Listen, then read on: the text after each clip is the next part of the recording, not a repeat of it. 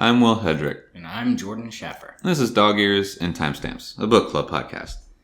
This week got kind of dark, dude. Yeah. Yeah. This is sort of like the inverse of last week. Not for that reason, but in that it was a lot less reading and a lot more happened. So, yeah, dude, I felt like so much was crammed into these, like, 3 little chapters. Yeah, it was super action-packed. We get, like, a big reveal. Mm-hmm.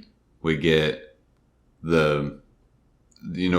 whatever, the setup for what's going to happen next. Yeah. And then the third piece, which I guess we were kind of sure was going to happen. Mm-hmm. Although I don't think we outright said that, Barsabbi was immediately going to die. Right. But I think that we felt pretty safe in assuming that the whole reason was for now Barsabbi to be unguarded. Mm-hmm.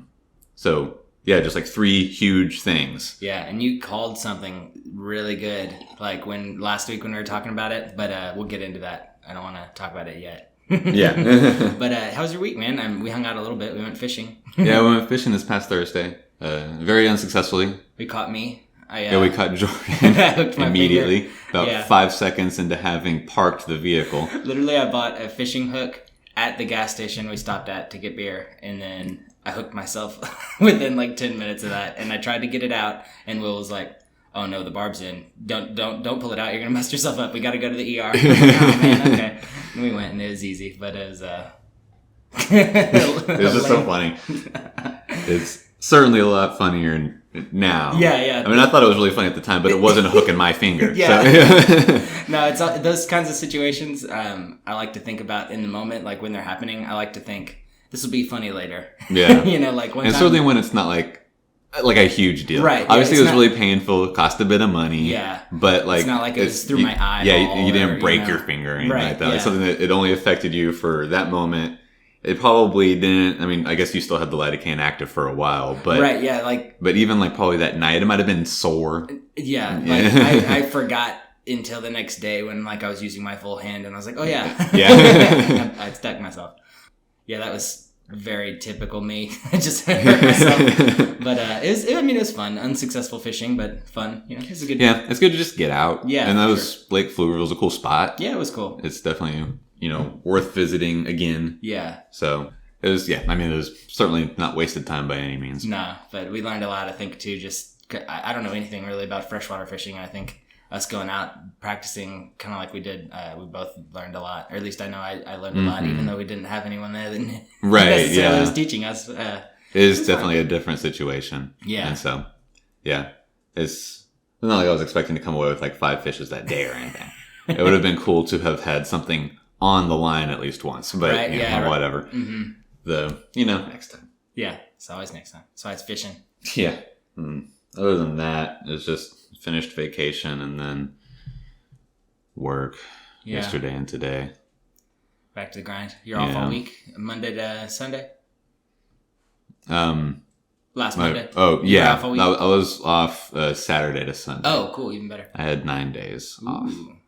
So, it was pretty cool. Nice. It went way too fucking quick, though. Oh, yeah, man. I couldn't believe how quickly it was moving. Because that first weekend I went down to Shiner, and that went like at a reasonable pace. I felt like, yes, this is what a day feels like. Right, yeah. And then like all of a sudden, it was fucking Friday. And I was like, what the fuck happened? It's already been 7 days. Jesus Christ. Yeah. But, whatever. That's how it goes. Yeah, I mean, at least it was that's probably a sign of a relatively good vacation, a good relaxing time if it goes by quickly. Yeah, it wasn't like I was... Yeah, I wasn't bored. I wasn't trying to like desperately find things to do or anything like that. And you weren't like, that's good. Yeah, it's not like you were depressed or anything either, probably, or I hope. Because I could see maybe... for me, timing, like if I was off all last week, I might have gone up and down, but right, yeah. I don't know why last week. I was just off last week. I felt a little sometimes down. It's that way, Yeah, but same. I mean, just we went fishing on Thursday, which is cool. Finally got to use like my day off and do something rather than just sleep in, Yeah. And then we just had the weekend, and I cleaned the garage. We did, Bailey and I did like half the garage. That's good. Yeah, it is good. And I think we're going to try and do a garage sale in a couple of weeks and just get rid of the garbage we've piled up, a purge, good old purge. Mm-hmm. But yeah, just a boring grown up weekend, right, and then yeah. back to work on Monday. And yeah, it's been good though. That's cool. Yeah, crushed this book today though. Like I didn't do like any reading, and then until like today really. Yeah. And I listened to it twice. I didn't do anything until last. I read the first chapter last night after coming back. Kenneth and I went downtown. Nice. We went and saw the Rooster Teeth podcast live. Oh, cool.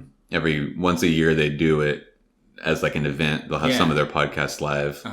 This year they had it at this place called the Sunset Room. This was just on 3rd Street, across the street from the convention center. And you've been to their conventions before, right? Yeah. Okay. Cool. And so like a while ago, I saw that they were doing the individual live events again. And I was like, oh, I'll buy tickets for it this time. And I was like, Kenneth will want to go. I'll get him a ticket, and it'll just be his birthday present. So I did that, and we went to that, and then that let out like at around 9:30, and I was like, we're downtown. You want to go somewhere? Nice. And so we just went to Jackalope and had I had one beer, he had two, because he's a little bit. Yeah, right. And then we came back here. We had another couple of beers, and then I read a chapter, and then today I read the last 2 chapters at work. Yeah. But I mean, it was only like a total of like 70 something pages, so I wasn't ever concerned. Yeah, That's probably why I let it get postponed so much. Yeah. This next section that we're going to read is about 140 pages, so it's twice that. So I'm going to get on it. I might read some tonight, just to make sure that I'm not, falling behind and having to postpone recording or anything like that. Right. I don't think we necessarily left with a huge cliffhanger this time. It's just sort of like, what are the guys going to do? This time it was structured that way. Yeah, exactly. The resolution of everything up to this point, more or less. I mean, we still don't know exactly what's going to happen with the Salvara game. Yeah. That's got to end somehow, and we know how the other side's going to potentially play at this point. Well, I guess we don't know how they're going to play, but we know that they now know more. We know that they know that. Yeah, right. We know that they know. So. And then the Grey King thing is fulfilled, except for now that the bastards have a personal stake in it. So now we've only got 2 storylines, except for that ship that came into port. Yeah. Which I have an idea about, but I think that the biggest thing, I don't know, it could be arguable was the biggest thing, but I think the biggest thing is that we know who the spider is now. Yeah. With the first chapter just opens up with the Doña Sofia, Salvara's wife, going to go visit the Doña Vicenza, which is this old rich family that has several floors of amber glass, one of the elder towers. Yeah. And she's like old money, but she's the only one left. So like the younger Dons and the Danyas are waiting for her to pass so that then they can start, jostling for her position. Makes me think of like the Tyrells in Game of Thrones, that's who they are, right? Like the Rose people. Yeah. Yeah. And just how she is just like, you think a sweet old lady, but it's like she's got a lot more power, and she's right. And I mean, she shows it pretty quick. Yeah, the Queen of Thorns. Yeah. Power, but I mean, in this story, no, yeah, I was just relating it to Olenna. Yeah, there you go. Olenna Tyrell. Nice. But yeah, she seems like a little bit zany and a little weird. Like she's not wearing like a dress and petticoat. She's wearing pants, like still fancy pants, but fancy pants. Yeah. But yeah. So anyway, so she's going to go visit Vicenza, and then they're gonna have tea and all this stuff. It's like late night tea, and we get all this sort of like world building about how late night tea amongst the Danyas is often like a time for gossiping and complaining about whatever, and this and that, just having like girlfriend time essentially. Yeah. But she's going mostly for advice because she wants to talk about what's happening. She doesn't really know it. She feels like she's getting scammed, right? Like this is where she opens up. Yeah, like they know that they're being scammed by Fairwhite, and then but she feels like the Midnighter visit doesn't feel right, and that there's something that she says like there's either something that they aren't telling us that I think they should tell us, right? Or just I think that's probably, she says a couple of things, but I think it all ended up means like she feels like there's something that the Midnighters aren't telling them that they should tell them about this whole game and their sting operation. Right. It just doesn't feel right to her. Now that you bring it back up, when they were talking about it, to me, it almost comes off like she's still a little bit skeptical, like on them being completely like, she knows they're getting scammed, but it's almost like she wants to have a shred of like hope, like, you know, there's something that I feel like they should tell me, but they're not, you know, but it feels like she's reserved. Like she doesn't want to outright call them just like they're lying straight to my face. But I guess she did it very diplomatically, you know, like if she was very, right. Like if she, like maybe she doesn't know, yeah. And maybe she doesn't know that it's not Fair White. Like maybe it is. Like Fair White's a legitimate person, and it's not the Thorn of Camor. Like there's. It seems like like all of it seems too unbelievable, and maybe she doesn't know what exactly it is to believe. Does she believe the Midnighters all the way?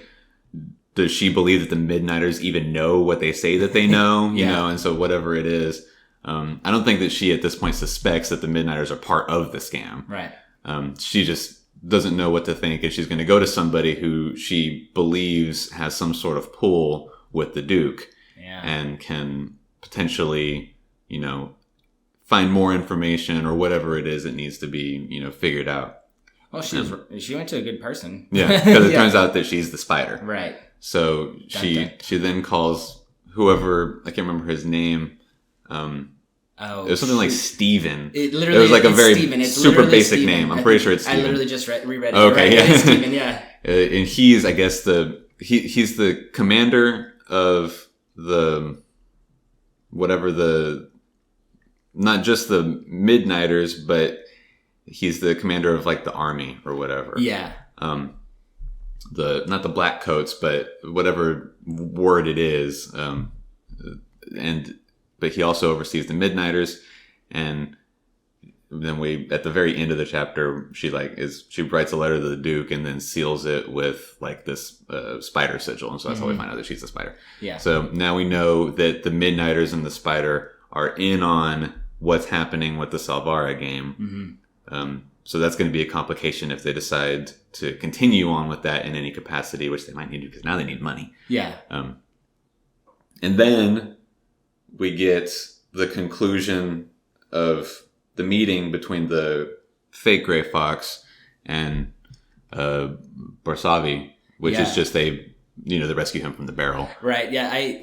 We were talking about it before, and I honestly I forgot that we left Locke in the they're in the cask cask of the horse piss, and then next thing you know, we're there with Jean and Bug trying to save him, and we learn a little bit about Jean's past too, which is really fun. I think Jean's becoming one of my favorite character. Yeah. And I think that the slow build to him is constructed for that purpose, right? Just because now he's the only one alive.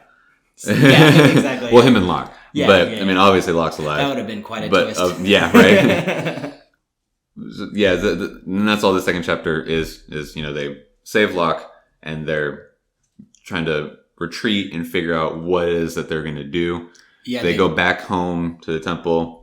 Yeah, find the Sansa twins dead. Yeah, this is like their hideout where they have all their makeup and stuff. It's been ransacked. They don't have any of their costumes. They don't have any of their money. Their 45,000 crowns. Like I was reading some fan thing where it was like we tried to determine how much the Osterland and what's the brandy called? The Asterschalen. Thank you, Asterschalen brandy. Is like we're trying to calculate how much that is in like our money. It was saying like the Asterschalen brandy was like $1 million for a bottle or something. What? Yeah, and it was like, and so like 1,000 crowns was like $1 million or something. So it was basically like that, like $45 million is what he was trying to say. And I was like, jeez. Damn. Like, to me, it was fun because it made the effect of like how they went from having like a half copper penny, for being able to spend that. Right, you know what I mean? Because like that's unfathomable to me right now to think I could go into some shop and spend a half penny and get like a piece of bread or whatever for lunch. Right, you know, but obviously it was some amount of currency that was applicable. It was just interesting to me. I don't know if their math was right, but it was fun to think like how much money they had and then how overly expensive and crazy this brandy is, and then just to like whoosh, no more money. Right, yeah. And they lost all their gear, which is like pretty much everything's all fucked up in the place. The Sons of Twins are dead. Yeah. And then an assassin from the Gray Fox ambushes them, and in the ensuing fight, Bug dies. Locke kills the assassin, and then they, gather up what they can. They have there's some scraps of the costumes left, and they gather up what they can, and then they leave. And Locke and Jean are just trying to figure out what to do. Locke tells Jean, "Go find a place for us to lay low. I've got to go to Barsavi's party and see what the fuck happens, because whatever the Grey Fox is going to do, the Grey King is going to do." The Grey Fox is the leader of the Thieves Guild in the Elder Scrolls series. So very closely related in theme. But so I got to see what the Grey King's going to do, because they start to realize everything that was going to happen. Like, he obviously needed Barsavi to think that he was dead, and then this gets me out of the way, assuming that I am dead, so that I can't then tell Barsavi or whatever, blah, blah, blah. So I need to go find out what his move is going to be, because it's going to be tonight when he's unguarded at the big fucking party. Right, yeah, they're going to throw a big party because he thinks he killed... they've overcome the thing that they've been, and he's gotten justice for his daughter's death, so he's going to throw a big party. And it's going to be it's going to be in front of all the right people. Exactly, yeah. So it's going to be a huge show. Yeah. And that was another reason, too, that Locke and Jean were actually able to escape, because the ambush from the assassins... I think there were 2 assassins, right? There was 1. 1 assassin, okay. And that's what they were saying, that there should have been 2. Why was there only 1? Because I feel like that was all red herring stuff. You think it was? Yeah. Okay. Given that so then they get to the party, what happens, the 2 warrior girls that Barsavi's been holding on as bodyguards, and they were like shark fighters or whatever that they mentioned in the previous chapters whenever Locke's playing the game with the Selvaras. They then betray Barsavi, and the shark also bites off his arm and stuff like that. Just a bunch of very dramatic stuff happens. Barsavi dies. And there's a third one of those girls too. They're triplets. No. What? They said that? No. I swear it said that. The Grey King is their sibling. And that's whenever Locke is like, that's why I recognize his eyes. I couldn't figure out who it was, because it's just the same eyes as these girls that I've never interacted with. I've just seen them. So the 3 of them are siblings, possibly triplets. Gotcha. That's just speculation. But he evidently has some vendetta that he's had against Barsavi for forever. We will probably find that out in 5 books. And then either 5 books or literally the first couple chapter or the first couple paragraphs. They could either immediately reveal it or whatever. But in the way that they revealed that there was some old, bad blood with him, kneeling down to Barsavi to whisper it to him, and then Barsavi being and then he kills him, it feels like that's a build up for a later reveal. Right. Although maybe, they just break the mold and tell us immediately. He broke the mold a little bit just by often so many people. I didn't expect for 3 people to die immediately. Yeah. This quickly. I thought that, we don't even really see how the Sansa twins die either. We come back in there. We assume that they got ambushed at some point. From ear to ear, yeah. So, it could have, with the effectiveness that the Bonds Mage can do whatever, it's not like it was some grand scheme even. Yeah. But I didn't expect both of the twins to be dead. I thought, maybe one would be dead. Yeah. Or, maybe Bug dies at some point because he's the young one, and that's an easy way to be dramatic. You nailed that. Is to kill the young one. You called that. But all 3 of them dead, I would not have expected that much in this one book, assuming that it's the same characters for the rest of the series. Yeah. But of course, like we talked about even last week and likely the week before, is that we'll gain and lose characters throughout the series. I think so, yeah. Jean could potentially die next book. God, maybe not. Locke dies in a couple of books or something like that, and it's just how it all ends. It's however it ends. I could easily see that, honestly. With the way it feels like he's writing, I could see him I know we were kind of joking about how it'd be quite a twist if Locke had died this chapter and then Jean had to go on. But I could see him writing that as like a bit of a twist. It's still the lies of Locke Lamora, but Jean has to take care. Yeah. But I don't think that'll happen. I think Locke's gonna make it. I think he's gonna be the. I don't want to say it's gonna be a typical hero because he's not a typical hero, but I don't think he's going to. And then there's too much that he has to do at this point. Right. Now he has a personal vendetta with the Grey King. And I think that's going to be the big fight through the series at this point. It's what it seems Where before I had no idea what was going to happen anywhere. I think that's pretty evident. Mm-hmm. I think that's a super safe bet. Mm-hmm. And like we've said, maybe the author's more subversive than that. We get something different, potentially even every book. But I feel like the Great King's too powerful. It seems unlikely to beat him. He has some unbelievable resource that he can keep this bonds mage on payroll. Yeah.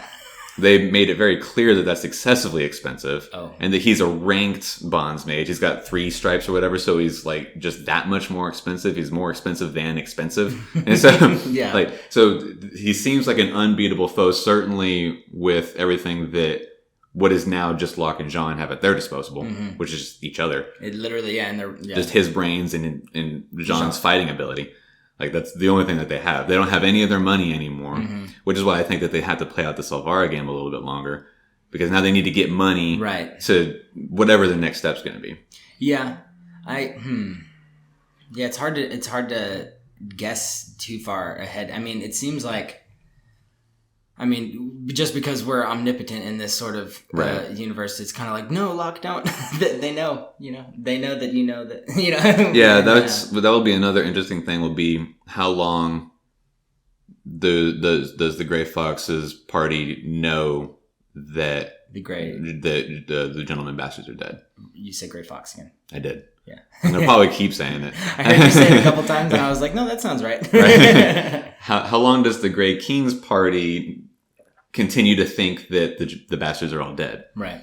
Because you think that it only has to be until he realizes that he hasn't heard back from the assassin yet. And he says, but even then he thinks, well, just Jean's not dead. Yeah, at least Locke's dead, and the twins are dead, and the kid's dead.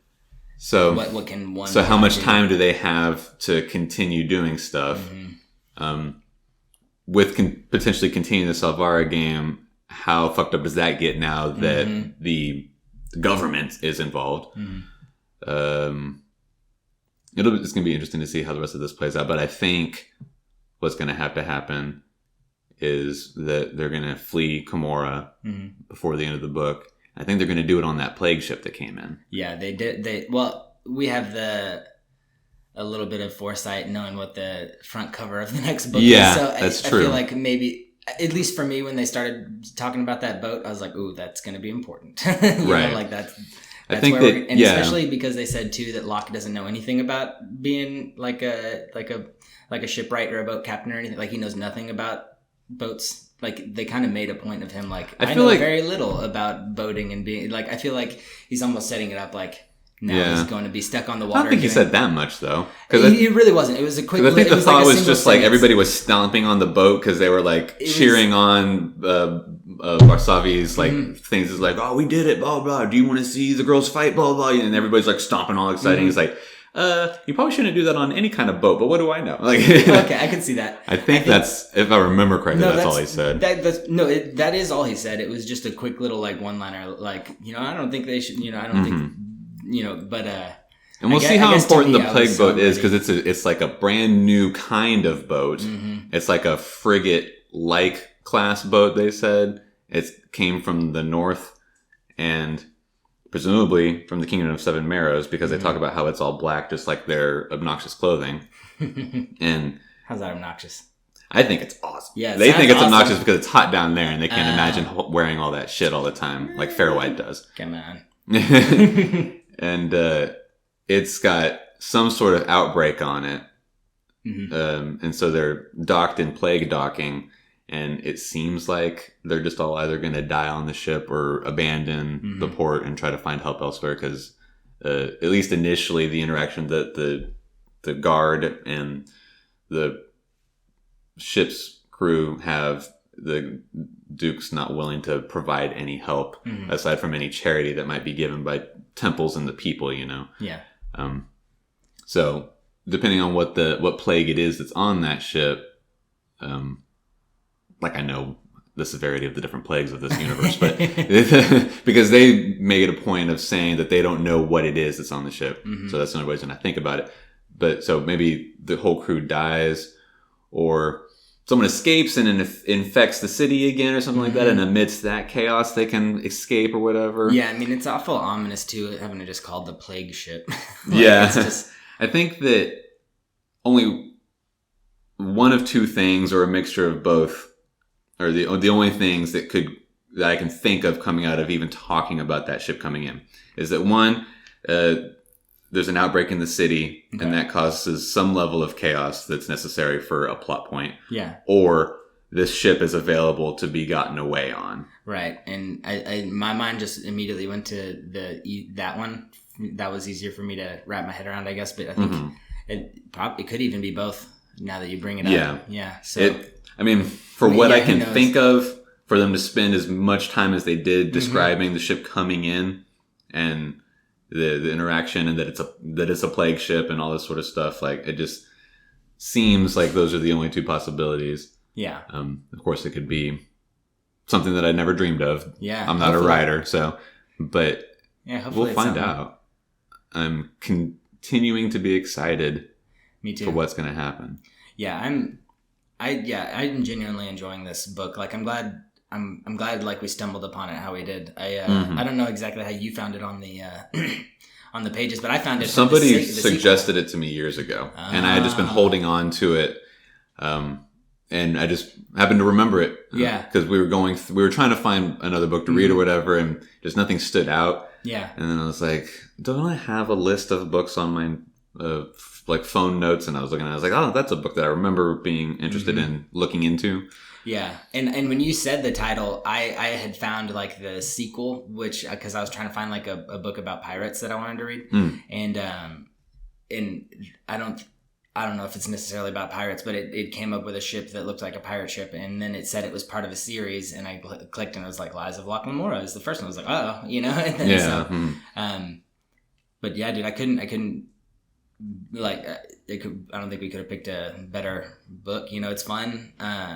It's right up our alley. I think it's got a bunch of different. It's got we got anti-heroes instead of heroes, which those are always fun. I've always enjoyed. Yeah, it's good to have something different, because it's good and evil's classic and fun, and you can always rely on it. But it's also like 78% of storytelling, right? And sometimes you just want something different. Yeah, and one cool thing too is that like in this series we have Locke, who is I don't want to call him like a Superman or jack of all trades or anything, but he's the one that has been the best at a lot of stuff except for fighting. Basically, it's like his only thing, and it's I don't know. It's interesting in this book how like. In other books, we'll read about like the hero coming up from nothing, so he'll have to be a thief, and he'll steal. But like in this one, that's what they pride themselves on, and they've grown as thieves to be better thieves, but they take pride in it, so they see it as like a livelihood, and it's it's a fun universe, like a fun telling and a fun like little sliver of the world that we're into. I know we've talked about it before, but always when I play video games or whatever, and you get the idea of having like a free storyline and you can do whatever you want. I always go to the dark side. Like I always do the Dark Brotherhood and the Thieves Guild or whatever equivalent there is in whatever game I'm playing. Like I was at some point will go bad, and I'll just. I think it often affords the opportunity for more interesting storytelling. It's true. Because you can live vicariously kind of through them too. That's like the appeal to video games. Like in GTA, no one would ever go pull an old lady out of her car and then steal it and go on a rampage. But in the video game world, we can. And so in this, you and I aren't going to come up with some great grandiose heist or whatever, but we get to live through their heist, which is fun. Right. Thank God we don't, because we would have lost me. I would have been the bug probably. But I feel like I would have cut and run. You'd have cut and run a lot sooner. Yeah. Yeah, I don't think I'd be a good thief. I'd just be too worried all the time, especially for like a grand heist scale like this. But yeah. So the last little chapter, it was just Kappa Barsavi getting dethroned, basically, right? That was kind of the whole point. Him getting dethroned, and then Kappa Raza taking that. And then we see the ship come in. Yeah. And then the last interlude is about Jean going to apprentice with the Temple of Azagia. That was cool. Which I is really the did enjoy that. Lady that of the scene. Long Sleep. Yeah. And got a thing for sharks that they don't tell anybody about. Yeah. That was kind of fun. And all the craziness of being an apprentice or initiate priest in that priesthood, and how he ends up abandoning it. So I don't know how that's going to necessarily play into whatever the next chapter is, because each of these interludes seems to at least give one detail that comes up in the next chapter. Yeah. And it was interesting too, because while he was training, they kept talking about like how he was going to do the deep study of like the transition to death or whatever. Not it was like not actually like the being dead. It was like the learning about the transition of death. Right. And it was it was really weird. It was fun and weird. And I like that he ran away at the end. You know, it's like he didn't commit to the training. He's like, fuck this. I'm not, I'm not going to die for, like, I'm not going to do your stupid ass training of like. Right. It was just like, it was too insane. Yeah. Just like constantly showing him how close to death he's going to be. He's like, no, I'm well versed in like, in death. Like I know how to kill somebody now in 5 minutes or in 5 days, like. Right. And it was just fun.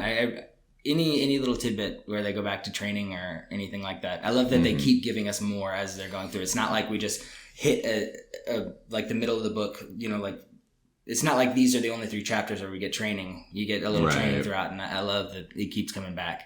So that's potential too for them to at least keep some of the characters coming back. Like they could potentially bring they will for sure bring the twins back. Well, certainly if they keep cutting back to the past whenever they're all still with chains, then we'll see them again. Yeah. If only for those brief sections. So they're still in our hearts. So now we've got to figure out what happens with Duke Nicovante and his men. What happens with this plague ship? Yep. And how far along the game plan that Locke is going to now start coming up with to dethrone the Grey King. Because what he tells the assassin before he burns him alive is that not only is he just going to kill the Grey King, he's going to undo everything that he did and kill every single one of the Grey King's men. Yeah. So he's going to like a total annihilation so that it's like nothing that they ever did mattered and that their lives ended 100% in vain. Nice. So it's not like he's just going to sneak in there, kill him, let himself get killed, and that's the end of his vengeance. Like it's a full fucking route of everything Grey King wise.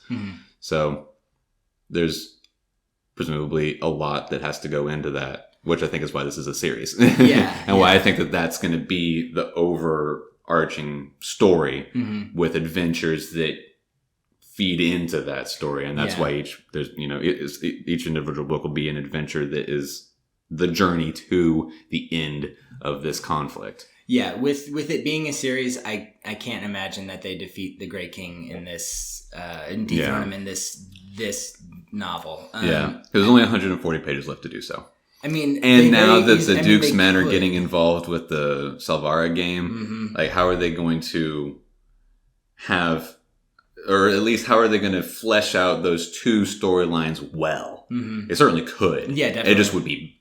I would think it wouldn't be great, or it wouldn't be as satisfying. So it seems like this is what our series is about. Yeah, I think this lays it out for the rest of the books, because you're right. He's like, I'm going to destroy every essence of what y'all were, and no one's going to remember you. Certainly, since he's going to have to, and not even just have to for the whole Grey King thing, but he says that he's going to kill the Bonds Mage, which means that he's going to have to then deal with the Bonds Mages Guild. Yeah, that because they made a point of saying that if you ever kill a Bonds Mage, now the Bonds Magi kill you and everyone you ever talked to.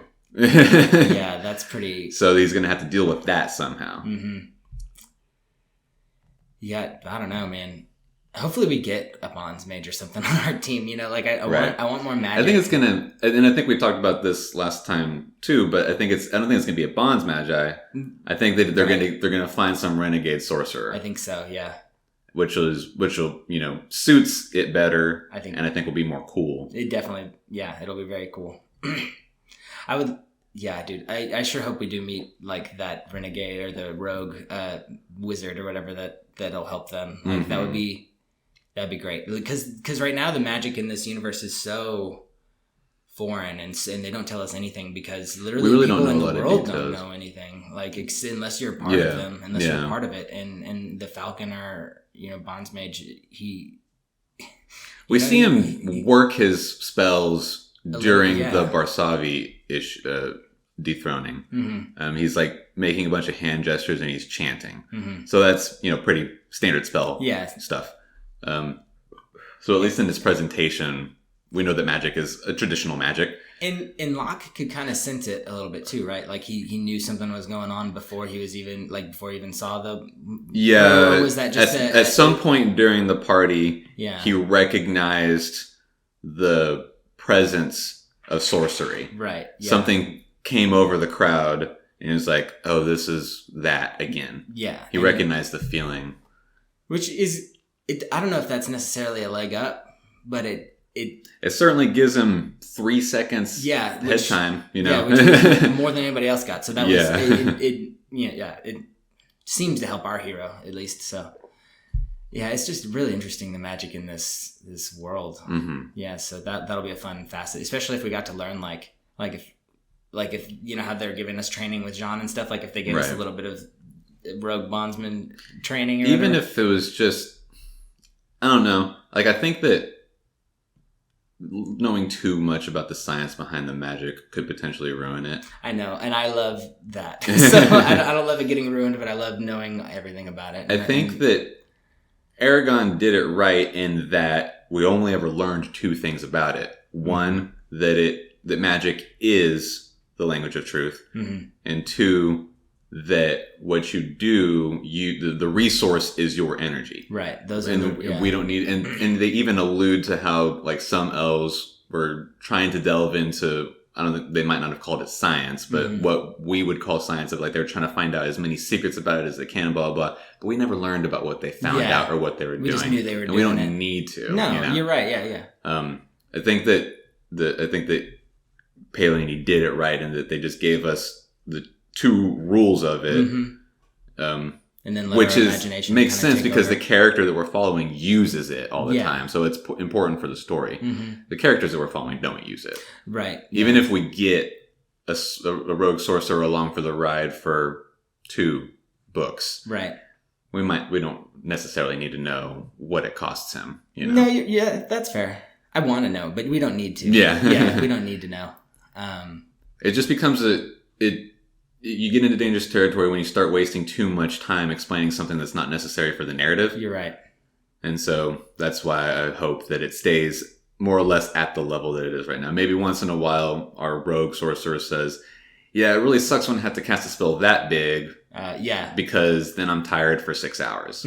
And then that's all you need to know. That'd be cool. We don't need a chapter of him explaining how he had to prepare, 6 snake skins. I like that. And all that sort of shit. I would enjoy that. I would love that. But you're right. It's not necessary. And it can, you just don't want the narrative to trip over itself. Exactly. That's what I was about to say. Yeah. And that's a great point. Because if you put too many details in something as fictional as magic, then it's not magic anymore. Like when we were trying to, I think we were just playing around with the idea of zombies one time, and you were just like, oh, here's how you write it in a book. It's fiction. I was like, oh yeah, I can just make up stuff. Right. Yeah. That is because it is, right, and it's in. Yeah, it's enjoyable for this book too. Just yeah. I'm excited to see what's going to happen. I'm super excited for the next book. I'm excited for the book after that. I haven't read a full series in a long time, Me so neither. it's Do you know if it's done? I don't think it's done because another one's about to come out. Okay. and I don't know if it's the last one or not. In my mind, I'm thinking 5 books.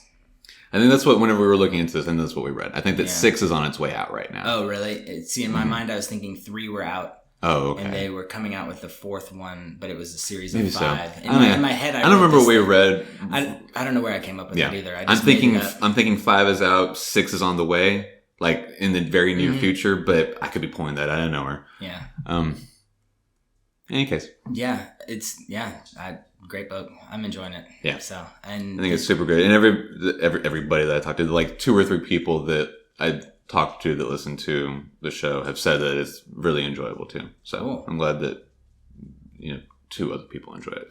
Yeah. Well, good. Yeah. I'm just ready to. I can't wait to see like how it unfolds. Like I know there's going to be some big thing that happens, but it's just not going to be the biggest thing. The biggest thing being them winning. But the winning against the Great King. But I think the biggest thing of this is how Lamora gets left. Okay. Is it in shambles or what? Mm-hmm. I think that the Great King's going to cross paths, or those 2 factions, the Dukes and the Great King's factions are going to get involved at some point. Because Stephen was already even talking about the Great King whenever he was talking with Dona Vicenza.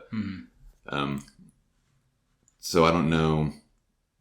Yeah, I mean, they alluded to potential civil war. Everything's going to clash at some point too. So, yeah. Well, the civil war was in the Kingdom of the Seven Marrows. Yeah, but there's turmoil everywhere. They're ready to fight. It'll be, yeah. I wonder what's going to happen.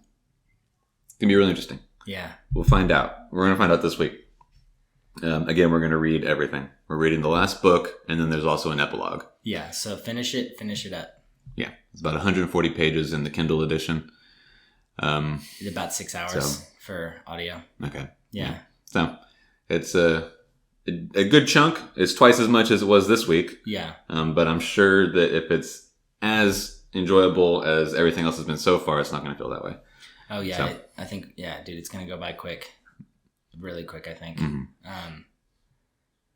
I can't imagine it's not just going to be just action-packed unless they're just coming up with the heist, I feel like it's just going to be all action. Yeah. So this is a good spot. Mm-hmm. I know I've said that 100 times, but yeah. We're going to have to start thinking about what we're going to read next too, which I guess we'll tell y'all next week when we conclude this, what it is that we're going to read next.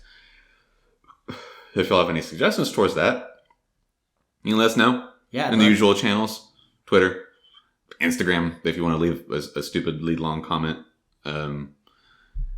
email. Yeah, I mean, we'd love to hear a suggestion, input, anything from you guys. Just if you want us to read something, even if you don't want to read it, but you want to know about it so that we can read it and we'll tell you about it. Just anything. That's fair. Yeah. I mean, if you don't know how to read and you just want to hear us talk about something that intrigued you at some point. Right. Yeah. Like how we joke or how we talk about potentially doing Harry Potter and, one-off series, talking about the series. Like if you don't want to read Harry Potter, but you want to know what the big hype is about, we could tell you, so just let us know and we'll get into it. So I think that'd be fun. Yeah, I think so too. Well, we'll talk to y'all next week about it then. Yeah. I'm Will Hedrick. I'm Jordan Schaffer. This is Dog Ears and Timestamps.